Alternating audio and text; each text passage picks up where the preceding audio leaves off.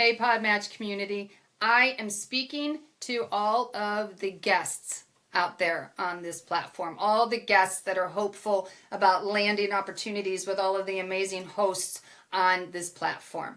And maybe at this point you're feeling frustrated because the matches that you're being given, they don't make any sense. And you're starting to wonder, maybe this platform isn't going to work for me. It's not really quite what I was looking for. Okay, the problem might be your profile. Now, I know you probably wrote a great profile. It probably highlights everything about you. It's amazing. You're an expert. You know exactly what you're talking about. But you're still not getting any interviews. And your matches aren't quite right. So there's a problem. Now, I'm a storyteller. And the best way that I can describe this is by putting together a little story. And if you've ever crossed paths with me in my life, and if I found you intriguing, like it or not, you're going to end up in one of my stories. So this story is part true, part fiction, spice it up a little bit. But here we go. Ready? Let's do this. So let's say that you are a vintage vacuum enthusiast. All right? You have more than 50 vacuums in your collection. You have an amazing early Hoover upright vacuum all the way to the coveted turquoise Electrolux canister vacuum. You know your stuff, right? And you want to share it with the world. Okay, so you do this kind of, I did this too, my profile, when I put it out there. I created this profile on Match, and I singularly focused on what I thought was my big accomplishment. It was this. This is me. Here you go. This is where I've arrived. And I know so much about it that this is the one thing I want to sell to you. This is what I want to talk about. And same thing. I mean, I was getting weird matches and I wasn't getting any interviews initially. And I realized at some point that I was offering people the breath mint. The little pink and green and blue tiny squares that sit in the bowl at your favorite restaurant that everybody walks past because they're just really uninteresting and don't have any flavor. Yeah, that. I was giving people a breath mint. And so imagine this, okay? Imagine that this vintage vacuum enthusiast, we'll call him Henry.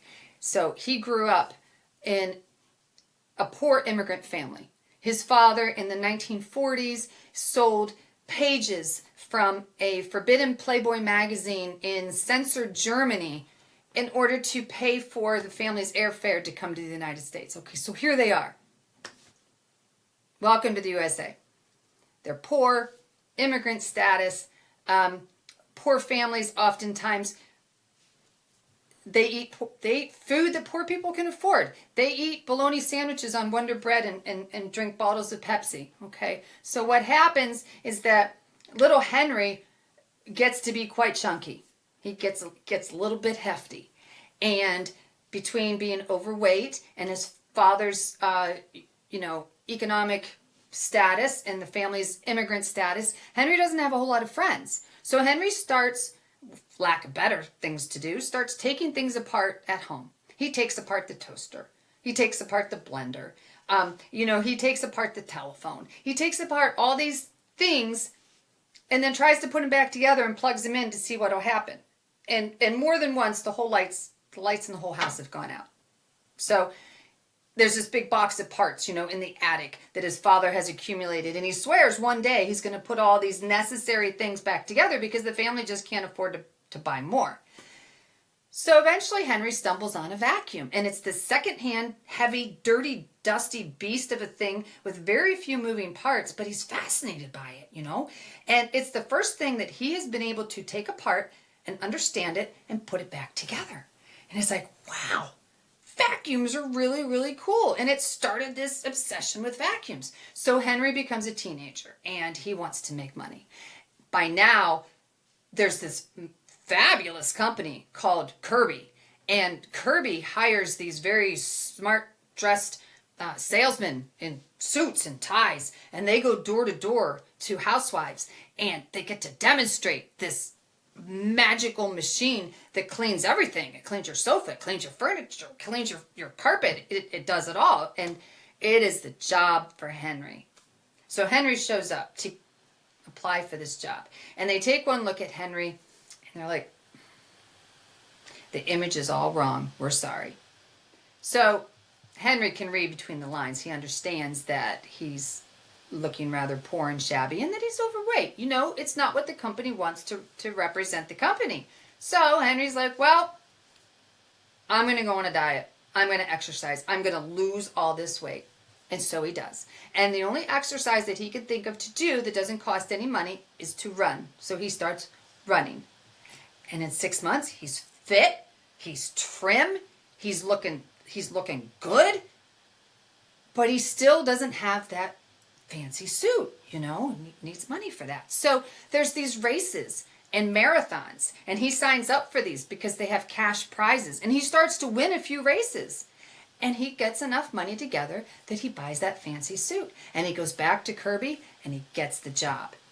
Now, he ends up being a rock star. He ends up breaking sales record. He is the best Kirby salesman they have ever had. They start to give him bonuses and territories that are only for him.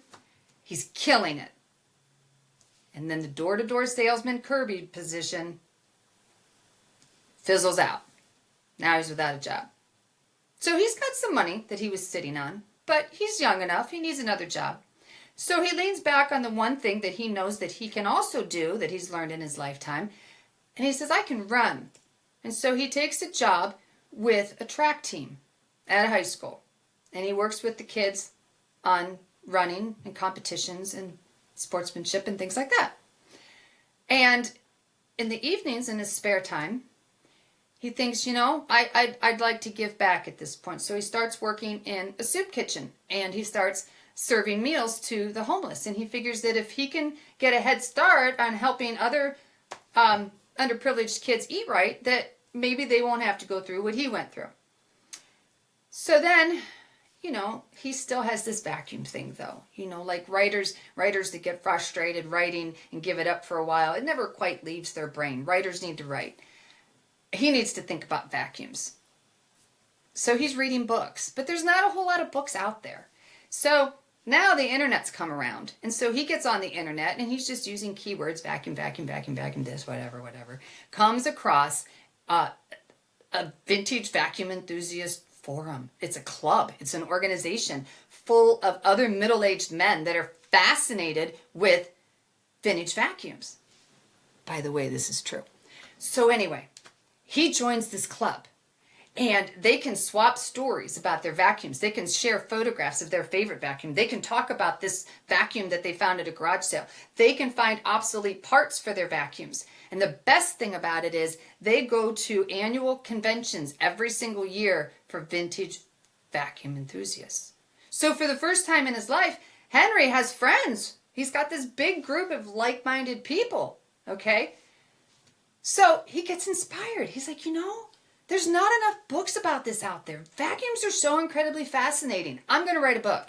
And so he did. He spent a year. He wrote this 300-page manuscript. He was so proud of it. He mails it to agents, to publishers, to editors, everybody he can think of.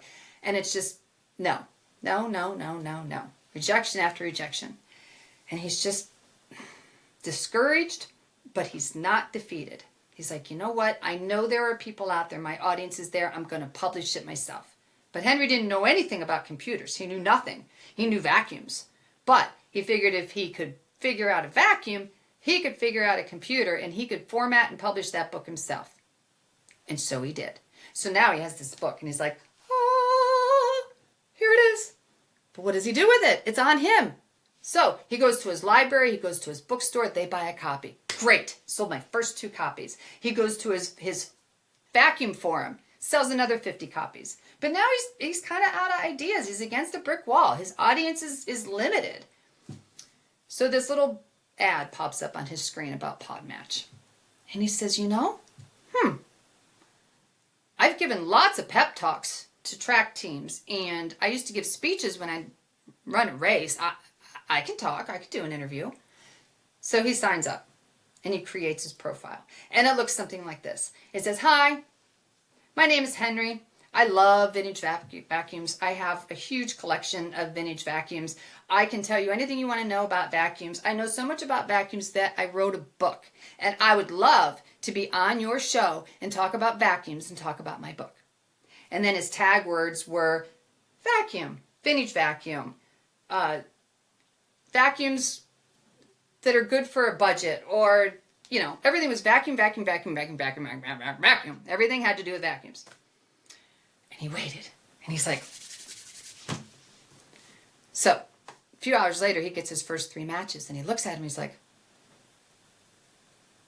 I don't understand. This guy's platform is all about mindset.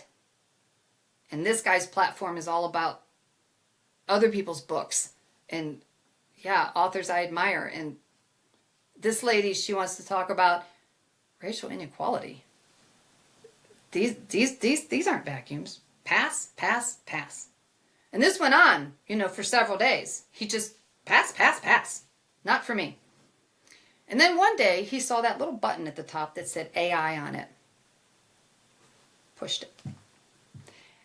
And it told him why the system thought they could go together. What thing about Henry and this host aligned in what they could talk about.